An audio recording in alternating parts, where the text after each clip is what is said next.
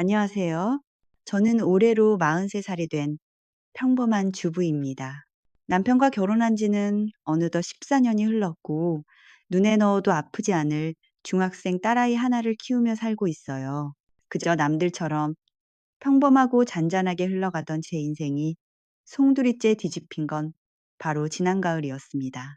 저에게는 하늘 같던 친정 아버지가 세상을 떠나셨거든요.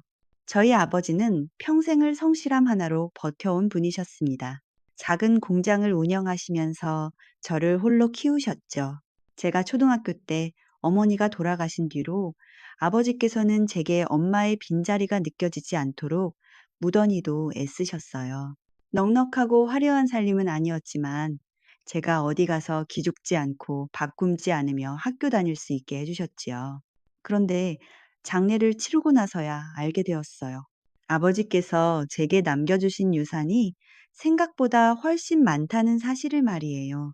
평생 기름때 묻혀가며 지키신 공장 부지와 건물, 그리고 알뜰살뜰 모으신 예금까지 합치니 그 액수가 5억 원 정도나 되더라고요.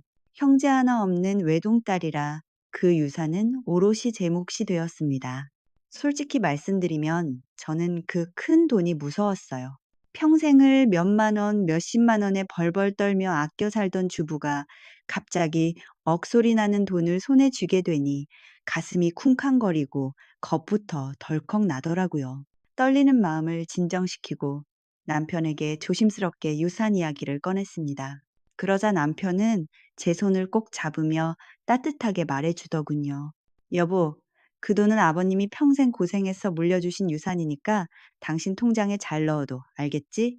저는 그 말이 어찌나 고맙던지 눈물이 핑 돌았습니다.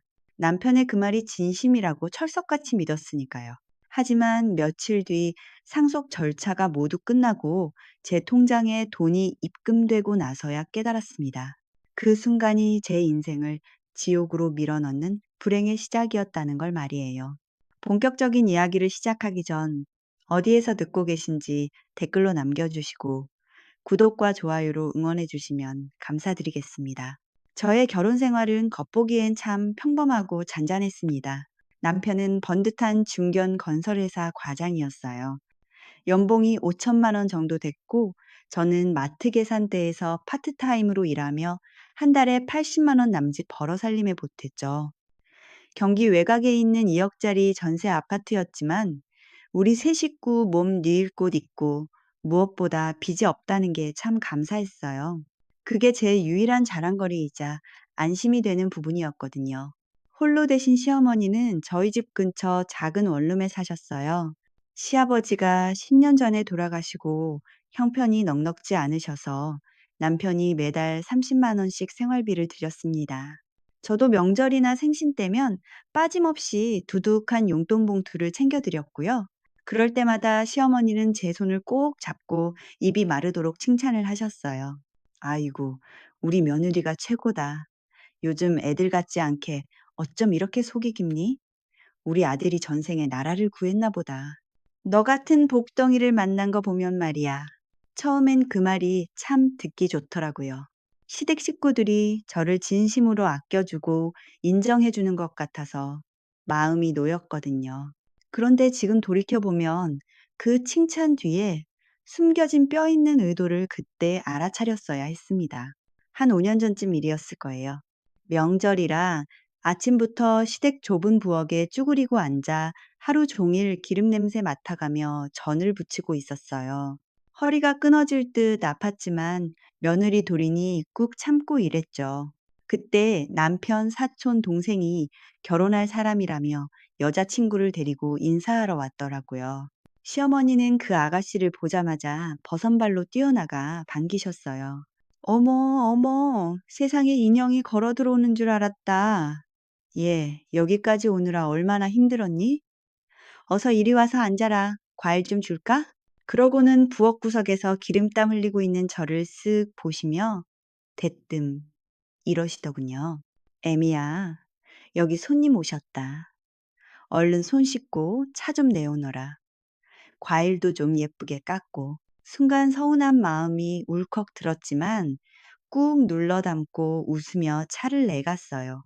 나는 며느리고 저 사람은 귀한 손님이니까 당연한 거라고 스스로를 다독였죠. 그런데 그날 저녁 손님들이 다 돌아가고 산더미 같은 설거지를 하고 있는데 시어머니가 슬그머니 부엌으로 들어오시더군요. 유정아, 오늘 고생 많았다. 근데 말이야, 내가 너한테 부탁 하나만 하자. 시어머니가 주변을 살피더니 목소리를 낮추셨어요.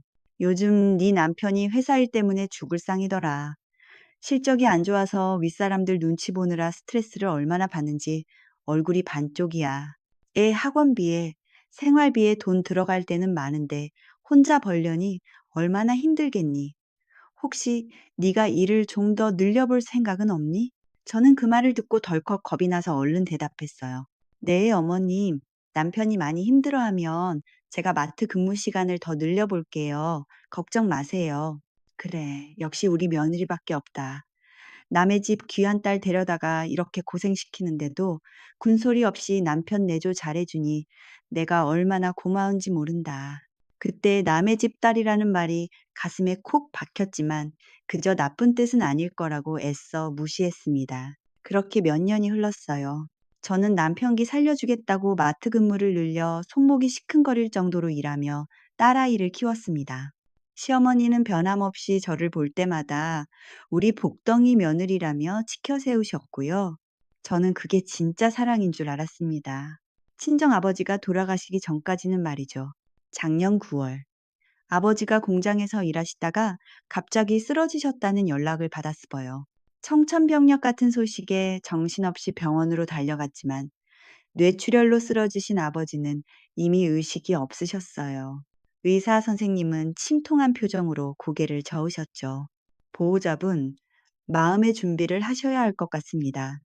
상황이 좋지 않습니다. 정말 하늘이 무너지는 것 같았습니다. 그날 밤 늦게 남편이 헐레벌떡 병원으로 왔고 시어머니도 뒤따라 오셨어요. 시어머니는 울고 있는 저를 안아주며 위로해 주셨습니다. 유정아, 너무 슬퍼하지 마라. 사돈어른 평생 고생만 하셨는데 이제 편한 곳으로 가셔서 쉬시려나 보다. 편하게 보내드리자. 따뜻한 그 말에 저는 잠시나마 의지가 되었어요. 그런데 잠시 머리를 식히려고 병실 밖 복도로 나갔을 때였습니다. 자판기 구석진 곳에서 남편과 시어머니가 소곤거리는 소리가 들리더군요. 엄마, 장인어른 공장 있잖아. 그거 정리하면 얼마나 나올 것 같아? 글쎄다. 내가 얼핏 듣기로는 그쪽 땅값이 많이 올랐다던데 못해도 몇 억은 나오지 않겠니? 진짜? 와, 그럼 다행이다. 그 돈이면 우리 빚 해결하고도 남겠네. 숨통 좀 트이겠다. 그 순간 저는 제 귀를 의심했습니다. 빚? 우리한테 빚이 있다고? 분명 우리 집엔 빚이 없는데 도대체 무슨 빚을 말하는 건지 머릿속이 하얘졌어요. 하지만 당장 아버지가 사경을 헤매고 계신 상황이라 따져 물을 경황이 없었습니다. 결국 아버지는 사흘 뒤 세상을 떠나셨고 저는 슬픔 속에서 장례를 치렀습니다. 장례가 끝나고 한 달쯤 지났을 때 변호사 사무실에서 연락이 왔어요. 유산 상속 절차를 밟아야 하니 방문해 달라고요. 그 전화를 받고 나서야 병원 복도에서 들었던 남편의 그 수상한 말이 다시 떠올랐습니다. 과연 남편이 말한 빚의 정체는 무엇이었을까 싶었죠. 강남의 변호사 사무실에 갔을 때 남편은 제 곁을 든든히 지켜주었습니다. 고인께서 남기신 재산은 공장 부지와 예금 포함 총 5억 3천만 원입니다. 전액 상속받으시면 됩니다. 변호사의 말이 끝나자 남편이 제 손을 덥석 잡으며 속삭였어요. 여보, 들었지? 장인어른이 평생 피땀 흘려 모으신 돈이야. 진짜 소중하게 써야 해. 알았지? 저도 고개를 끄덕이며 다짐했죠. 한 달 뒤 제 통장에 5억 원이 입금되었습니다. 남편은 축하한다면서도 조심스럽게 말을 꺼냈습니다. 엄마 사는 집 말이야. 좁은 원룸이라 겨울만 되면 외풍심에서 춥다고 하시잖아. 이참에 우리 엄마 작은 아파트 하나 사드리면 어떨까? 홀로 계신 시어머니께 효도하자는 말에 저는 흔쾌히 동의했습니다. 그래? 좋은 생각이야. 한 2억 원 정도면 구할 수 있겠지? 정말? 와, 역시 내 마누라 최고다. 엄마가 진짜 좋아하실 거야. 그런데 다음 날, 시어머니가 불쑥 찾아오셨습니다. 유정아, 어제 정훈이한테 얘기 들었다. 네가 나한테 아파트 사준다며? 세상에 며느리 잘 둬서 내가 호강한다. 하지만 시어머니는 곧 목소리를 낮추며 본색을 드러내셨습니다. 아이고, 우리 며느리 효부인 건 알겠는데 사실 지금 급한 건 그게 아니야. 너희 남편이 이번에 맡은 프로젝트가 있는데 거기에 초기 자금이 좀 필요하대. 한 5천만 원 정도? 그것만 융통해주면 나중에 성과금 나와서 바로 갚는다더라. 어머님, 회사 일에 개인 돈을 쓴다는 게 말이 되나요? 그건 좀 이상한데요? 그러자 시어머니 표정이 순식간에 차갑게 굳어버렸습니다. 유정아, 너 지금 남편 못 믿어서 그러는 거니? 이건 투자야.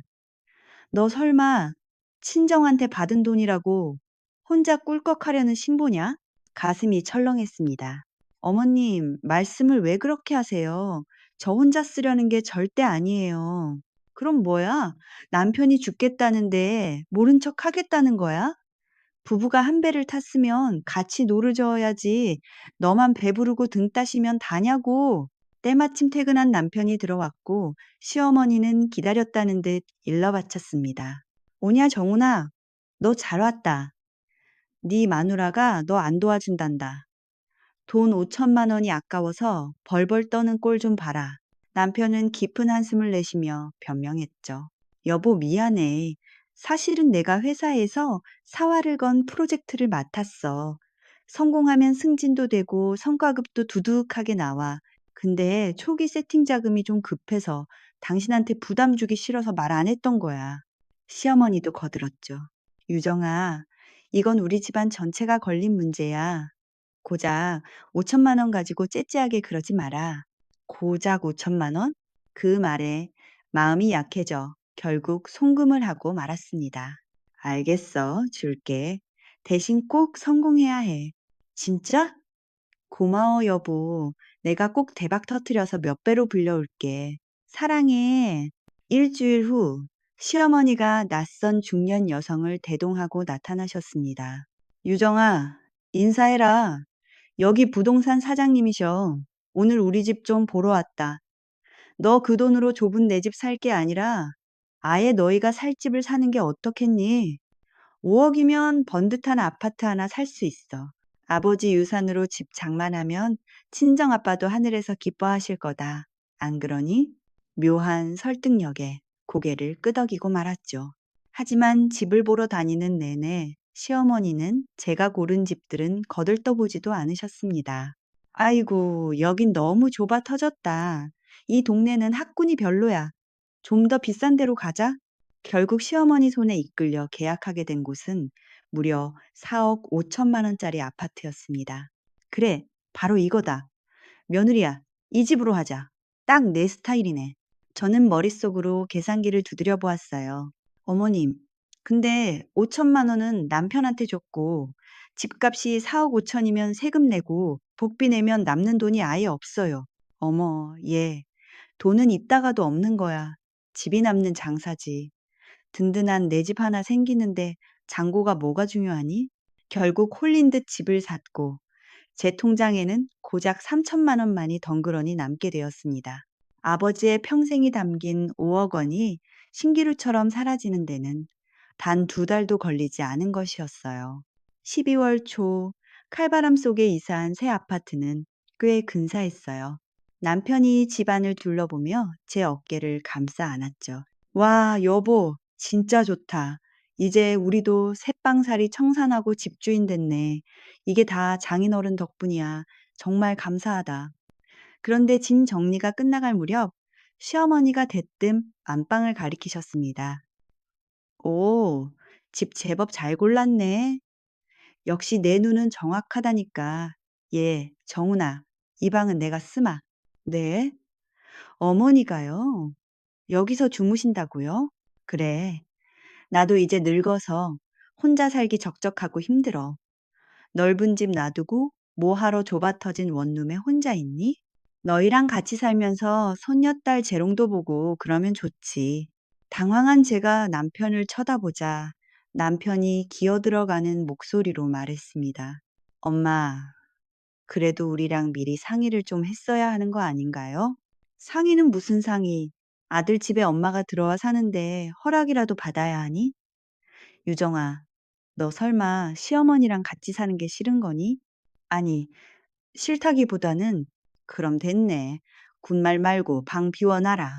나 다음 주에 짐 싸서 들어올 테니.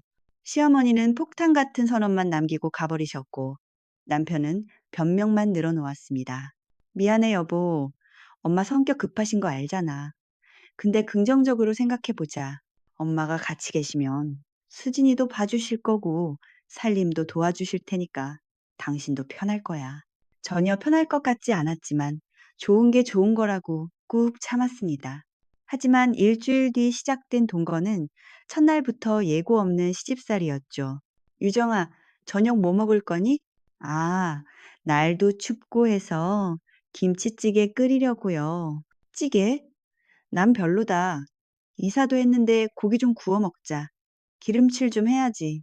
고기요? 냉장고에 고기가 없는데요. 그럼 지금 사오면 되지. 바로 앞에 마트 있잖니? 얼른 가서 삼겹살 좀 넉넉히 사와라. 피곤한 몸을 이끌고 고기를 사와 구워냈지만 시어머니는 불만투성이었어요. 아우, 이게 뭐니? 고기가 왜 이렇게 질겨? 유정아, 넌 주부가 돼서 고기 하나 제대로 못 고르니? 죄송해요, 어머니. 급하게 사오느라. 됐다. 됐어. 다음부터 내가 직접 골라야지 원. 믿고 맡길 수가 있어야지. 남편은 옆에서 눈치만 보며 고기만 씹어 삼키고 있었어요. 그날 밤, 저는 남편에게 조심스럽게 물었습니다. 여보, 어머니 계속 여기서 사신다는 거야? 왜? 많이 불편해? 그게 솔직히 좀 힘들어서. 여보, 미안해. 그래도 엄마가 우리 집 사는데 도움도 주셨고, 여러모로 신경 써주셨잖아. 조금만 참아주라. 응? 그렇게 숨막히는 한 달이 흘렀을 무렵, 퇴근한 남편이 힘없이 들어왔습니다. 시어머니가 기다렸다는 듯 물으셨죠. 오냐, 정훈아. 그래, 회사 프로젝트는 어떻게 됐어? 성과급은 나왔니? 아, 그게 상황이 좀 안 좋아요. 지연되고 있어서. 뭐? 지연? 그럼 내 돈은 5천만 원 어떻게 됐어? 그게 사실 아직, 아니, 돈 받아간 지가 언젠데 아직도 소식이 없어. 너 대체 그 돈으로 뭘 한 거야? 그릇 닦던 손을 멈추고 거실로 나갔습니다. 어머니, 무슨 일이세요? 왜 그렇게 화를 내세요? 유정아, 너 얘 돈 어디다 썼는지 아니? 네? 회사 프로젝트에 쓴다고. 프로젝트는 무슨 얼어 죽을. 이 화상 같은 놈이 주식에 다 날려먹었단다. 주식이요? 남편은 고개도 못 들고 바닥만 쳐다보고 있었습니다. 미안해, 여보. 친구가 진짜 확실한 정보라고 해서 2배로 불려서 당신 호강시켜 주려고 했는데. 그래서요? 그 돈 다 어떻게 됐는데요? 반토막 났어. 5천만 원이 반토막 났다는 소리에 다리가 풀렸는데 시어머니는 불난 집에 부채질을 하셨죠. 이것 봐라 며느리. 남편이 실수 좀 했다고 그렇게 넋 놓고 있을 거니? 네가 좀 도와줘야 할 거 아니야. 도와주다니요? 너 아직 통장에 3천만 원 남았지? 그거라도 꺼내서 물타기라도 해봐라. 원금은 찾아야지. 절대 안 돼요.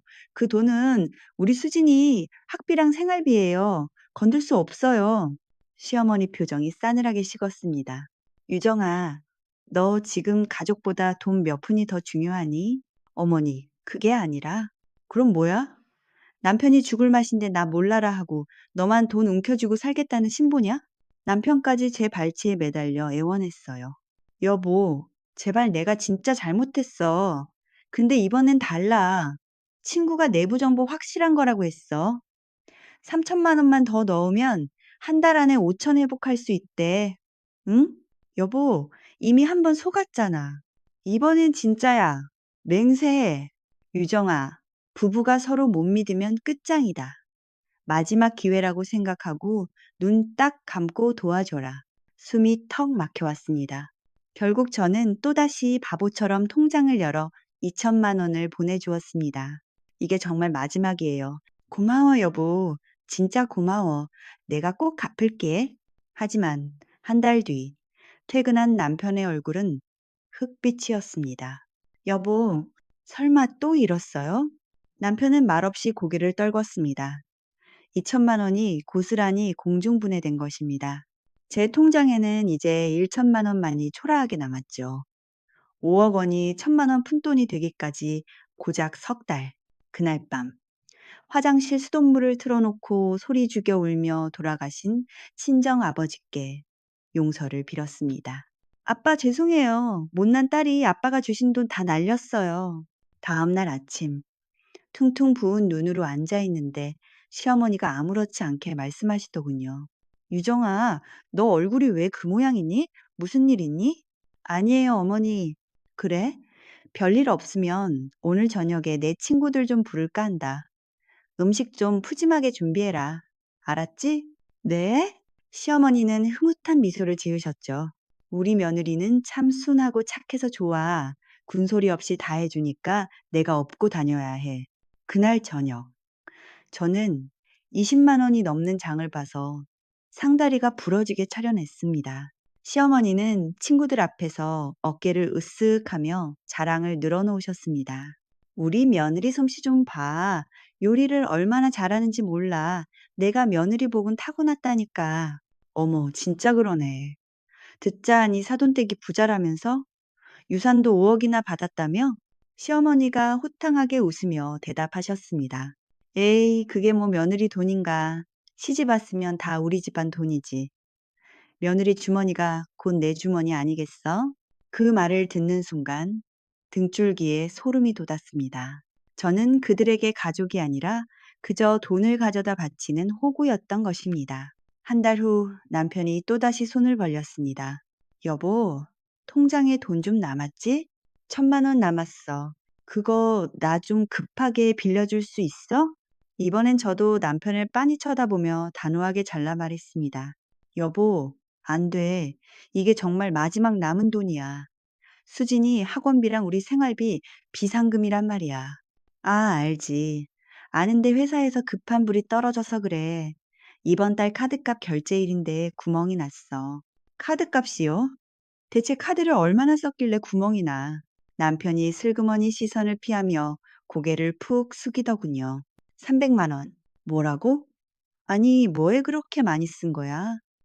회식비도 내고 엄마 용돈도 좀 드리고 이것저것 쓰다 보니까 그때 거실에서 TV를 보던 시어머니가 버럭 소리를 질렀습니다. 유정아, 남편이 밖에서 기죽지 않으려고 돈 좀 썼다는데 그게 그렇게 아깝니? 카드값 정도는 네가 척척 갚아줘야지. 그걸 가지고 꼬치꼬치 캐묻냐. 말도 안 되는 소리에 깊은 한숨이 절로 나왔지만 결국 울며 겨자 먹기로 300만 원을 보내주었습니다. 이제 잔고는 고작 700만 원. 그런데 일주일 후 시어머니가 방문을 쾅 열고 들어오셨습니다. 유정아, 나 병원 좀 가야겠다. 돈 좀 다오. 어머니, 어디 편찮으세요? 무릎이 쑤셔서 견딜 수가 있어야지. 주사 한 대 맞아야겠다. 얼마나 필요하세요? 한 50만 원 다오. 군말 없이 현금을 드렸지만 다음 날 시어머니는 병원 대신 머리부터 발끝까지 새 옷을 휘감고 나타나셨습니다. 어머니, 그 옷 새로 사셨어요? 백화점 갔더니 세일하길래 하나 장만했다. 어떠니 잘 어울리지? 병원은요? 주사는 맞으셨어요? 아, 그거? 곰곰이 생각해 보니까 별로 안 아픈 것 같아서 안 갔다. 괜히 돈 쓸 뻔했지 뭐니. 기가 막혀 말이 나오지 않았습니다. 이후 2달간 시어머니는 제 돈으로 쇼핑을 즐기셨고 남편 월급은 회식비 핑계로 증발해 버렸습니다. 여보, 이번 달 월급은 어떻게 된 거야? 아, 회사 회식비로 거의 다 나갔어. 미안해. 결국 저는 입에 풀칠이라도 하려 다시 마트 계산대에 섰습니다. 하지만 시어머니는 며느리의 바깥일조차 탐탁지 않아 하셨죠. 유정아, 네가 일하러 나가면 집안일은 누가 하니? 설마 늙은 시어머니 부려먹으려는 건 아니겠지? 어머니, 퇴근하고 와서 제가 다 할게요. 퇴근하고 하면 저녁 시간이 늦어지잖아. 나 배고파서 현기증 난다. 그럼 어머니가 간단하게라도 좀. 시어머니는 손사래를 치며 펄쩍 뛰셨습니다. 나 요리 못하는 거 알면서 그러니? 며느리 뒀다 뭐하냐 내가 왜 해? 결국 새벽 5시에 일어나 저녁 반찬까지 해놓고 출근해야 했고 파김치가 되어 돌아와 집안일을 도맡았습니다. 반면 남편은 매일 밤 술 냄새를 풍기며 늦게 들어왔죠. 여보, 나 왔어. 오늘도 회식. 그러던 어느 날, 딸 수진이의 말에 심장이 내려앉았습니다. 엄마, 우리 이제 부자 아니야? 할머니가 그러던데? 응? 그게 무슨 소리야? 할머니가 그랬어. 외할아버지가 돈 엄청 많이 남겨주셔서 우리 이제 부자라고 쓴 웃음을 지으며 답했습니다. 수진아, 우리 부자 아니야. 그래? 그럼 그 돈은 다 어디 갔어? 엄마가 다 썼어. 엄마가 다 쓴 거라고? 근데 이상해. 왜 할머니는 매일 백화점에서 쇼핑해? 어제도 명품 가방 샀던데. 명품 가방이라고? 음, 할머니가 나한테 자랑하면서 이거 다 네 엄마 돈으로 산 거야 라고 했어. 그날 밤 떨리는 마음으로 시어머니 방문을 두드렸습니다. 방 안에는 백화점 쇼핑백이 가득했죠. 어머니, 이게 다 뭐예요? 내 물건들이다. 왜? 어머니, 이 돈 다 어디서 나셨어요? 시어머니가 코웃음을 치며 비아냥거렸습니다. 유정아, 너 참 웃긴다. 네가 친정아빠한테 받은 유산도 따지고 보면 내 돈이나 마찬가지 아니니? 그럼 나도 좀 쓸 권리가 있는 거 아니냐? 하지만 어머니, 그건 하지만은 무슨 너 친정아버지한테 받은 돈 혼자 꿀꺽하려던 거 우리가 너한테 집도 사주고 남편도 도와주고 해서 겨우 구색 갖춘 거 아니냐? 시어머니가 이 정도 쓰는 게 그렇게 아깝니? 그러고 보니 너 요즘 눈빛이 영 마음에 안 들더라? 시어머니한테 꼬박꼬박 대들고 옛날 같으면 소박 맞을 일이야. 어머니, 저는 그런 뜻이 아니라 됐다. 나가봐라. 피곤하다. 쾅 닫힌 문을 뒤로 하고 거실로 나오니 남편은 태평하게 TV를 보고 있었습니다. 여보, 다 들었어? 응. 그게 다야? 여보, 엄마가 좀 그러셔도 당신이 이해해줘. 평생 고생만 하시다가 이제 좀 살만해지셔서 그러시는 거잖아. 그걸 왜 내 돈으로 하냐고. 부부 재산은 공동 재산 아니야? 네 돈 내 돈이 어디 있어? 남편은 도망치듯 방으로 들어갔고 저는 차가운 바닥에 주저앉았습니다. 그때 울린 카드 알림. 출금 50만 원. 벌떡 일어나 방문을 열어 젖혔습니다. 여보, 당신 방금 내 카드 썼어? 아, 그거? 엄마 드렸어. 엄마가 급하게 쓰실 때가 있으시다고 해서 내 카드를 내 허락도 없이 제가 다그치자 남편은 되려 짜증을 내더군요. 아, 진짜 왜 이래? 고작 50만 원 가지고 쪼잔하게 엄마가 필요하시다는데 아들이 돼서 그것도 못 드려? 고작이 아니야. 내 통장에 이제 200만 원밖에 안 남았다고. 그럼 더 벌면 되잖아. 너 마트 일 나간다며. 이 사람이 정말 내가 사랑했던 남편이 맞는지 의심스러웠습니다. 뜬 눈으로 밤을 지새우며 꿈속에서 아버지께 용서를 빌었습니다. 다음 날 저녁, 남편이 청천벽력 같은 소식을 전해왔습니다. 여보, 나 큰일 났어. 회사에서 문제가 생겼어. 무슨 일인데 그래? 실적이 계속 안 좋아서 권고사직 당할 수도 있대. 권고사직이라니? 잘린다는 거야? 음, 이번 달 안에 실적 못 채우면 옆에서 듣던 시어머니가 비명을 지르셨습니다. 뭐라고? 아이고, 정훈아. 그럼 우리 이제 굶어 죽으라는 거냐? 죄송해요. 엄마, 시어머니의 매서운 눈초리가 저를 향했습니다. 유정아, 너 통장에 돈 남았지? 200만 원 남았어요. 그거라도 당장 내놔라. 정훈이 퇴직금 나올 때까지 생활비로 써야지. 저는 고개를 세차게 저었습니다. 절대 안 돼요. 이건 수진이 학원비란 말이에요. 학원비 타령할 때냐, 지금. 애비가 직장을 잃게 생겼는데 학원은 무슨 얼어 죽을 학원이야. 어머니, 제발. 너 정말 지독하게 이기적이구나. 가족이 중내사내 하는데 돈 몇 푼 움켜쥐고 유세 떠는 꼴이라니. 게게게게게게게게. 더 이상 대꾸할 힘도 없어 도망치듯 방에 들어와 이불을 뒤집었었어요. 밖에서는 저를 비난하는 모자의 목소리가 들려왔죠. 5억 원이 200만 원이 되기까지 고작 6개월. 제 인생은 모래성처럼 무너져 내리고 있었습니다. 지옥 같은 2달이 더 흘렀어요. 남편은 중내사내 하더니 간신히 실적을 맞춰 회사에 붙어 있었지만 제 삶은 바닥 아래 지하로 꺼지고 있었죠. 마지막 보루였던 200만 원도 허공으로 흩어졌거든요. 무릎이 아파 걷지도 못하겠다던 시어머니께 드린 병원비 100만 원은 고스란히 피부과 시술비로 들어갔고 남은 100만 원마저 남편이 급한 일이라며 사정해서 가져가 버렸죠. 제 통장 잔고에는 이제 딱 8만 원이 남았습니다. 저는 매일 새벽 6시 기계처럼 눈을 떴어요. 일어나자마자 시어머니 방문 앞에 물 한 컵을 대령하고 남은 반찬을 쑤셔 넣어 딸아이 도시락을 쌌죠. 7시 반, 정확한 시간에 시어머니가 나오십니다. 유정아, 아침상은 뭐니? 네, 구수한 된장찌개 좀 끓였어요. 어머, 아침부터 웬 냄새나는 찌개니? 나는 갓 구운 빵 먹고 싶어. 집에 빵은 없는데요. 없으면 사오면 되지. 뭘 그렇게 멍하니 서 있니? 저는 후다닥 외투만 걸치고 달려가 빵 2개를 사왔죠. 시어머니가 우아하게 빵을 뜯으며 드라마를 볼 때 저는 쫓기듯 설거지를 마치고 8시 반까지 마트로 출근했어요.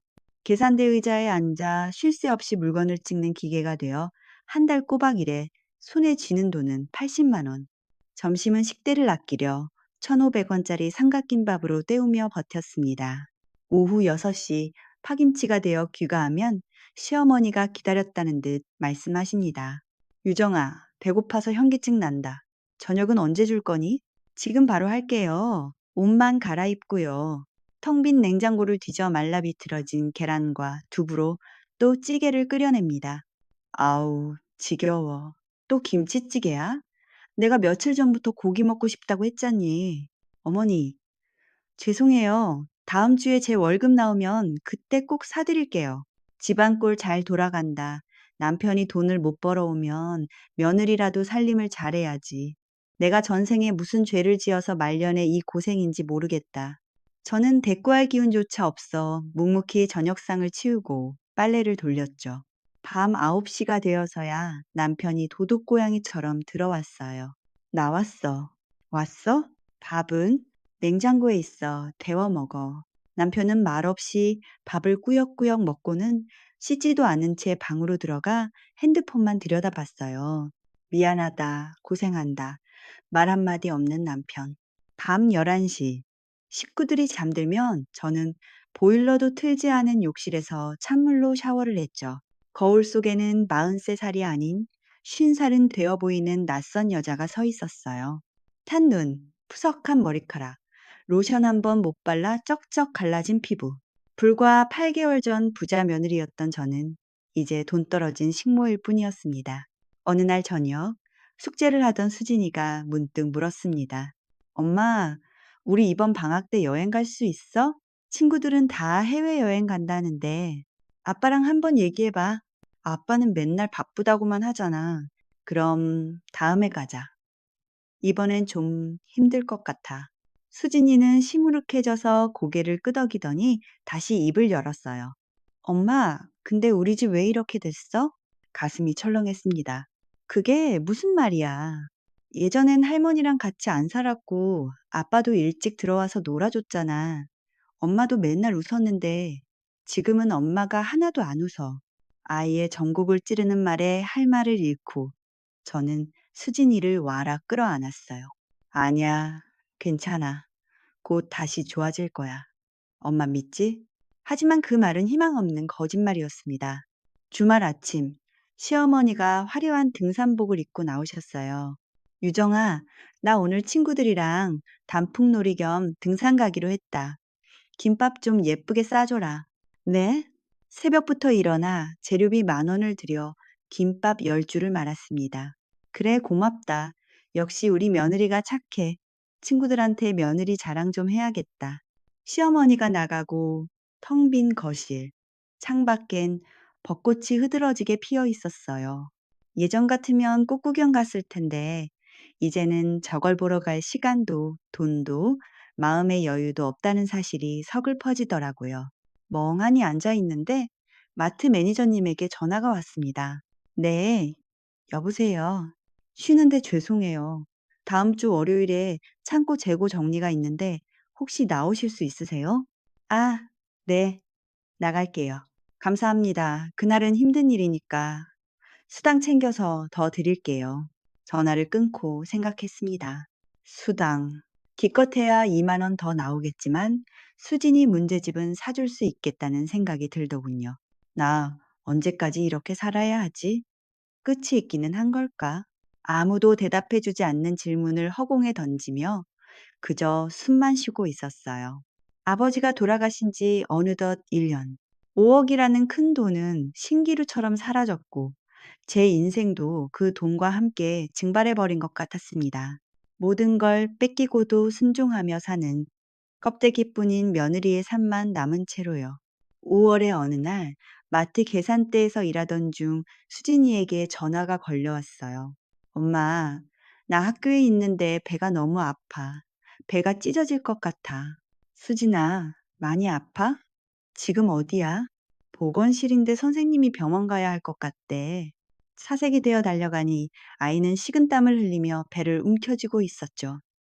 급히 응급실로 옮겨 검사를 받았습니다. 급성 충수염입니다. 염증 수치가 너무 높아서 당장 수술하지 않으면 복막염으로 진행될 수 있어요. 네? 수술이요? 네, 지금 바로 들어가야 합니다. 동의서 작성하시죠? 선생님, 비용은 얼마나?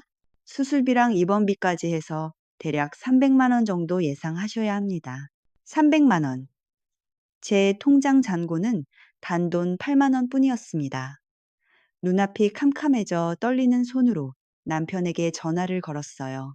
여보, 큰일 났어. 수진이가 맹장 수술을 해야 한대. 당장! 뭐? 맹장? 음, 수술비 300만 원이 당장 필요한데. 300만 원? 나 지금 회사야. 가진 돈 한 푼도 없어. 그럼 어떡해. 딸이 죽게 생겼는데. 카드라도 줘. 카드 한도 초과된 지가 언젠데 그래? 나도 미치겠다. 끊어. 매몰차게 끊긴 전화기 너머로 절망이 밀려왔습니다. 딸은 고통에 몸부림치는데 돈 300만 원이 없어 발만 동동 구르는 현실이라니요. 그때 누군가 제 어깨를 두드렸어요. 유정 씨, 매니저님, 제가 걱정돼서 따라왔습니다. 수술비는 제 카드로 먼저 결제하세요. 사람 목숨이 먼저죠. 돈은 나중에 천천히 갚으셔도 됩니다. 남보다 못한 가족에게 버림받은 저를 남이 구해주는 상황에 왈칵 눈물이 쏟아졌습니다. 수술실 앞 차가운 벤치에 앉아 붉은 램프를 바라보며 생각했어요. 이제 정말 끝내야겠다. 주머니에서 핸드폰을 꺼내 지난 8개월간의 기록을 뒤졌습니다. 시어머니의 뻔뻔한 요구와 남편의 탐욕스러운 메시지들을 하나하나 캡처하고 인터넷 뱅킹을 열어 그들에게 흘러간 돈의 내역을 엑셀로 정리해 모든 증거를 확보했죠. 수술을 마치고 나온 딸의 창백한 얼굴을 쓰다듬으며 다짐했습니다. 수진아, 엄마가 미안해. 그리고 약속할게. 이제 엄마가 너 지켜줄게. 늦은 밤 잠시 들른 집 거실에는 남편과 시어머니가 TV를 보며 낄낄대고 있었습니다. 왔어? 애는? 수술 잘 끝났어요. 다행이네. 그나저나 저녁은 어떻게 할 거냐? 나 배고픈데. 뻔뻔한 그 말에 저는 대꾸조차 하지 않고 방으로 들어가 문을 잠갔죠. 그리곤 밤새 이혼 소송과 재산 분할 자료를 수집했고 다음 날 아침 곧장 변호사 사무실을 찾았습니다. 어서 오세요. 어떤 일로 오셨나요? 밤새 정리한 통장 거래 내역, 카톡 캡처본, 녹취록을 내밀자 변호사님의 눈빛이 날카롭게 빛났습니다. 증거가 아주 완벽하네요. 이 정도면 승소는 따놓은 당상입니다. 정말인가요? 제 돈 다 돌려받을 수 있을까요? 그럼요. 남편분이 동의 없이 상속재산을 탕진한 건 명백한 불법입니다. 집값 전액에 위자료까지 청구하면 최소 4억 이상은 받아내실 수 있습니다. 지금 바로 소송 진행하시죠. 일주일 뒤 남편 회사로 소장이 날아갔습니다. 퇴근한 남편의 얼굴은 사색이 되어 있었죠. 여보, 이게 다 뭐야? 이혼 소송이라니. 보면 몰라? 글씨 못 읽어? 뭐라고?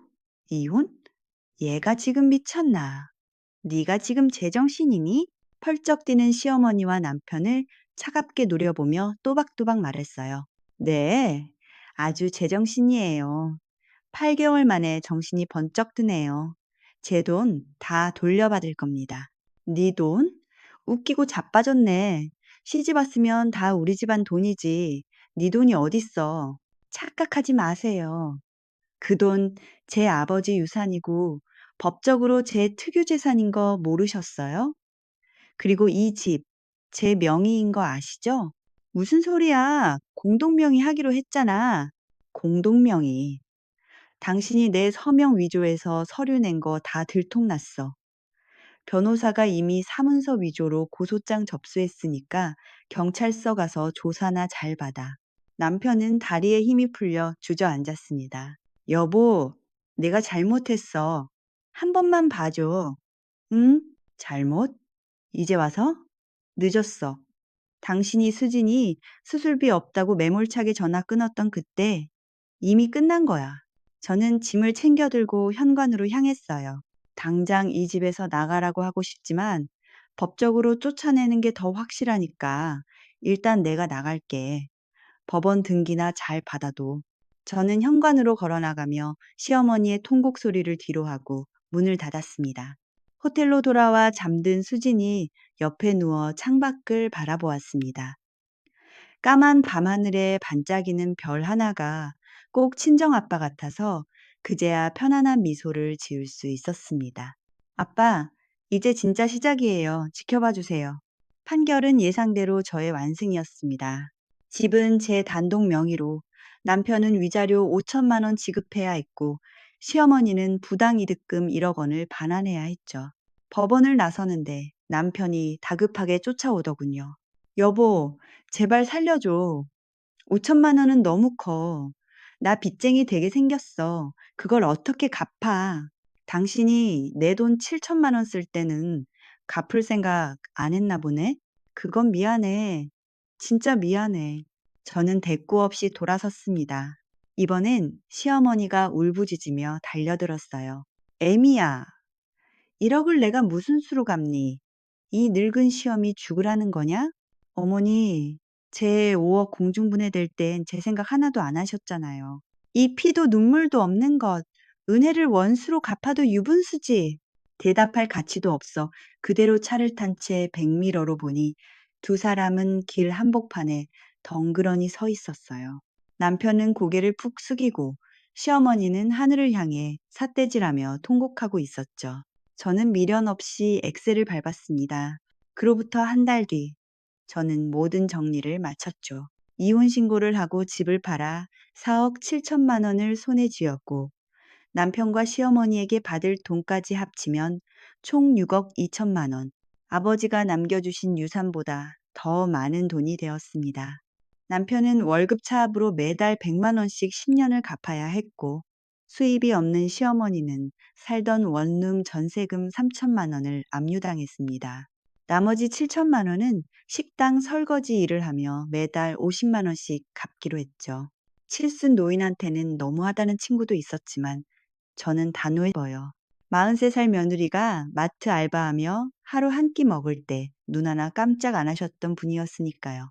그 후 들려온 소식은 더 처참했습니다. 남편은 월급 압류 사실이 회사에 알려져 권고사직을 당했고 원룸에서 쫓겨난 시어머니와 함께 좁은 고시원방 한 칸에서 지낸다고 하더군요. 하지만 저는 눈꽃만큼의 후회도 없었습니다. 제가 새벽같이 일어나 뼈 빠지게 일하고 돌아와 집안일할 때 TV나 보며 깔깔대면서 밥 타령하던 그들이었으니까요. 지금 저는 수진이와 둘이 평화롭게 살고 있어요. 2억짜리 작은 아파트를 제 명의로 샀고 수술비를 대주신 매니저님께 이자까지 쳐서 드린 후 남은 돈은 통장에 넣어두고 이자로 생활비를 충당합니다. 작은 카페도 하나 열었어요. 돈을 벌기 위해서가 아니라 저만의 공간을 갖고 싶어서요. 수진이가 학교 끝나고 카페에 와 숙제를 하고 저는 향긋한 커피를 내리는 소소한 일상. 손님이 많지 않아도 지금 너무 행복해요. 어제는 우연히 카페에 들른 시어머니 친구분을 만났어요. 어머, 수진이 엄마, 여기서 뭐 해? 카페 운영해요. 아, 그랬구나. 그런데 소식 듣자 하니 시어머니랑 남편이 고시원 좁은 방에서 둘이 밥도 제대로 못 먹는다더라. 그래도 한때 가족이었는데 좀 도와줄 생각은 없어? 저는 커피를 내리던 손을 멈추고 그분을 똑바로 쳐다봤어요. 아주머니, 죄송한데 저희 시어머니가 제 아버지 유산 펑펑 쓰고 계실 때 따끔한 조언 한마디 해보셨어요? 그건 아주머니도 보셨잖아요. 제 돈으로 산 명품 가방에 옷 사서 자랑하시던 거. 죄송하지만 커피값은 안 받을 테니 이 커피 가지고 돌아가 주세요. 아무런 말도 하지 못하고 황급히 나가는 그분의 뒷모습을 보며 수진이가 물었습니다. 엄마, 괜찮아? 할머니랑 아빠 많이 힘든가 보네? 글쎄, 힘든가 보지. 뿌린 대로 거둔 거니까. 일주일 후에는 남편이 찾아와 무릎을 꿇었어요. 편의점 알바를 하며 근근히 갚고 있다며 다시 시작하자고 애원하더군요. 8개월 만에 본 그는 폭삭 늙어 60대 노인처럼 보였습니다. 우리 다시 시작할 수 없을까? 나 이제 정말 달라졌어. 당신이 달라진 게 아니야. 돈이 없어진 거지. 다시 돈이 생기면 당신 또 똑같이 할걸? 나가. 손님들 불편해 하시니까. 초라하게 돌아선 그 뒷모습에도 아무런 감정이 느껴지지 않았습니다. 그는 이제 완벽한 타인이니까요. 가끔 친구들이 묻습니다. 복수하고 나니 시원하냐고. 그러면 저는 대답하죠. 시원한 게 아니라 평화롭다고요. 더 이상 내 돈을 탐내는 사람도 눈치 봐야 할 시어머니도 없어서 평화롭다고요. 어제는 수진이 생일이었어요. 둘만의 조촐한 파티를 하고 잠든 딸아이 곁에서 밤하늘을 올려다보았습니다. 반짝이는 별을 보며 마음속으로 물었죠. 아빠, 저 잘하고 있는 거 맞죠? 대답은 없었지만 아빠라면 웃으며 고개를 끄덕여 주셨을 것 같아요. 남편과 시어머니는 5억을 8개월 만에 날린 대가로 알거지가 되었고 저는 제 인생을 되찾았습니다. 가족이라는 이름으로 착취당하던 호구 며느리는 이제 없습니다. 누구에게도 빼앗기지 않는 온전한 저의 삶을 살아가는 김유정이 있을 뿐이죠. 여러분께 묻고 싶습니다. 가족이라는 핑계로 제 고열을 빨아먹은 사람들을 빈털터리로 만든 제 선택, 과연 너무한 걸까요? 아니면 저를 살리기 위한 정당한 선택이었을까요? 여러분의 의견을 댓글로 남겨주세요. 지금까지 저의 긴 이야기를 들어주셔서 감사합니다. 오늘도 평화로운 하루 되세요. 감사합니다.